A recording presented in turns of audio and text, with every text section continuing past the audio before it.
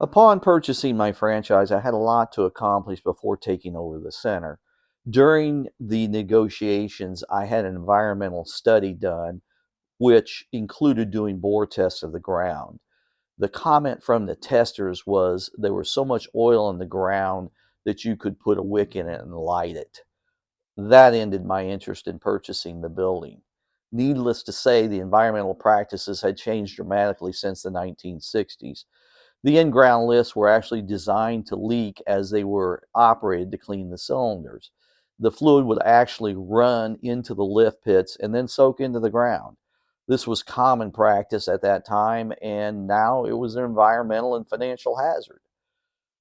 I was able to purchase 6 good used above ground lifts and schedule them to be installed after I took over the center.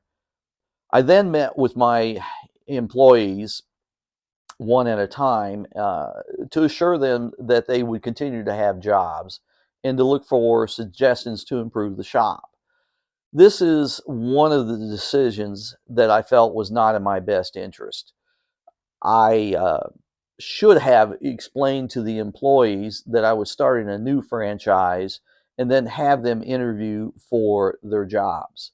This would have allowed me to only hire back the employees that I really needed, thus eliminating the need to fire people in the near future, which, if you haven't done it, is a very difficult task.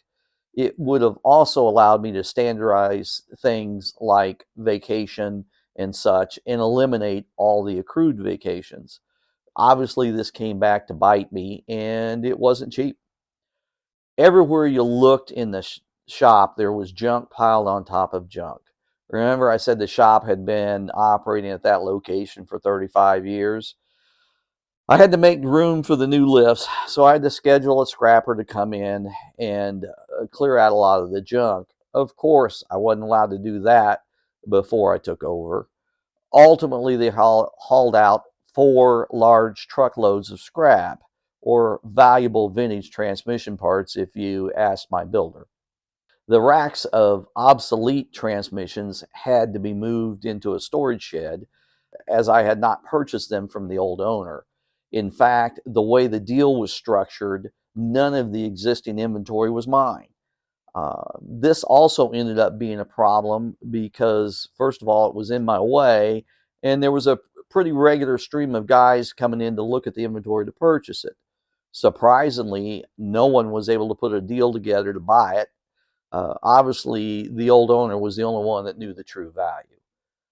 A meeting with my insurance agent led to, among other things, finding out that the guard dog could not stay if I wanted insurance.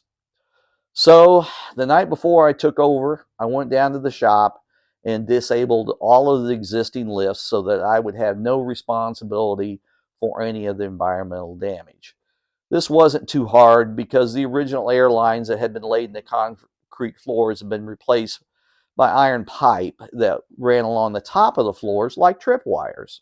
So after cutting the pipes, I then had to shove a growling, greasy German Shepherd into the front seat of my old pickup truck. Needless to say, it was an interesting ride back to my house. He wouldn't move over because he was scared, and so I was driving home with this dog plastering me against the driver's door. Turns out he was just like to talk. And after a few baths, Harley fit right in with my other dogs and my 2 young girls. That might have been the easiest part of the acquisition.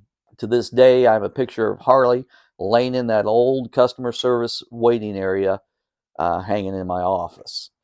I have to admit it, I was getting awful excited about finally taking over the franchise and being my own boss. Was absolutely certain that making some changes would soon turn the business around. I just knew I would soon be making good money and working half days.